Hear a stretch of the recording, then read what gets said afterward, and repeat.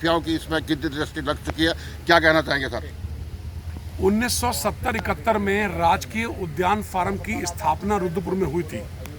उस समय शैशव अवस्था में, बाल्य अवस्था में ये राजकीय उद्यान फार्म आज बुजुर्ग अवस्था में हजारों लाखों पेड़ों के साथ यहाँ की शोभा को बढ़ा रहा है। सिडकुल के अंदर 500 से अधिक फैक्ट्रियां स्थापित हो गई हैं। कुछ एक दो फैक्ट्रियों में प्रदूषण होता है, उस प्रदूषण की मार रुद्रपुर आम जनमानस के ऊपर ना पड़े, उससे बचाने के लिए आज ये लाखों पेड़ जीवन के रूप में, जीवन दायिनी के रूप में लाखों पेड़ हमारी रक्षा कर रहे हैं। आज ये वनस्पतिक पार्क, इको टूरिज्म पार्क हमारी रक्षा कर रहा है। अगर ये पार्क आज समाप्त हो जाएगा, जैसा कि चर्चा है कि बाजपुर और कांचीपुर जाने की संभावना है, तो ये समझ लीजिए इस पार्क का जब अस्तित्व समाप्त होगा तो रुद्रपुर का जीवन नर्क हो जाएगा। मैं रुद्रपुर के नागरिकों को जगाने के लिए आज इस मुहिम का मैंने ऐलान किया है। मैं किसी भी अवस्था में राजकीय उद्यान फार्म को और गांधी पार्क को रुद्रपुर में इससे छेड़छाड़ नहीं करने दूंगा। चाहे मुझे सुप्रीम कोर्ट तक जाना पड़े, किसी एनजीटी में जाना पड़े, हर प्रकार की लड़ाई लड़ने को तैयार हूँ।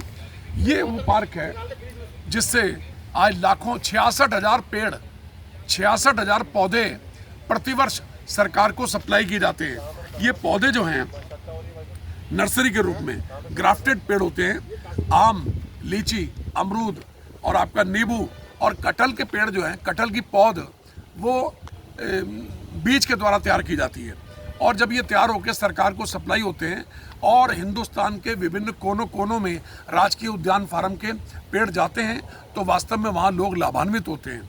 उत्तराखंड राज्य के अंदर पूरा व्यापक सर्वे हुआ, 13 जनपदों में अगर सर्वोत्तम स्थान किसी राजकीय उद्यान फार्म को मिला तो सौभाग्य से हमारे रुद्रपुर को मिला है।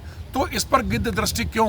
आखिर ये फार्म क्यों हटाया जा रहा है? यहाँ से गांधी पार्क में पार्किंग क्यों बनाई जा रही है? मैं ये निवेदन कर रहा हूँ, जो जमीनें माफियाओं के कब्जे में पहले से हैं उस पर खाली कराकर उनको उल्टा डेवलप किया जाए। आप जो पहले से विकसित हैं उनको क्यों छेड़खानी कर रहे हो? राजकीय उद्यान फार्म को छेड़ने से क्या मिल जाएगा? आज जो लोग सोए हुए हैं वो वास्तव में समाज के लोग ये समझ लें, जब यहाँ पर विनाश का, शहर के विनाश का इतिहास लिखा जाएगा तो सबका नाम, उन लोगों का जो मूक दर्शक बन के बैठे हैं उनका नाम काले अक्षरों में लिखा जाएगा।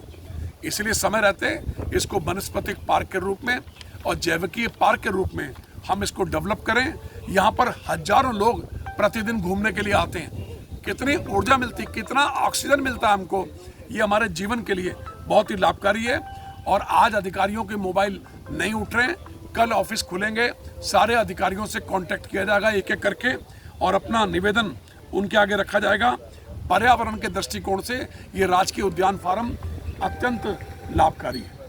इसका प्राकृतिक और नैसर्गिक सौंदर्य हम बिल्कुल समाप्त नहीं होने देंगे और पर्यटकों की आवाजाही के रूप में राजकीय उद्यान फार्म अत्यंत लाभकारी हो सकता है।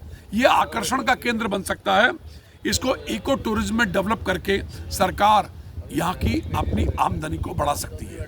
लेकिन अगर इस पार्क को समाप्त किया गया तो ये रुद्रपुर के लिए एक विनाशकारी कदम होगा, जिला मुख्यालय के लिए, जहाँ एक और कितनी प्लानिंग बनती है शहर को विकसित करने के लिए। ये विनाश की लीला अगर किसी ने लिखी तो इसमें बड़ा महासंग्राम होगा। तो ये थे राजकुमार ठकुराल, पूर्व विधायक, और इन्होंने जो है मुहिम यहाँ पर छेड़ दी है इस उद्यान विभाग के उसमें, और सभी से उन्होंने निवेदन भी किया कि इस मुहिम पे जो रुद्रपुर की ये धड़कन है इसको बचाने के लिए राजकुमार ठकुराल के साथ में जुड़े।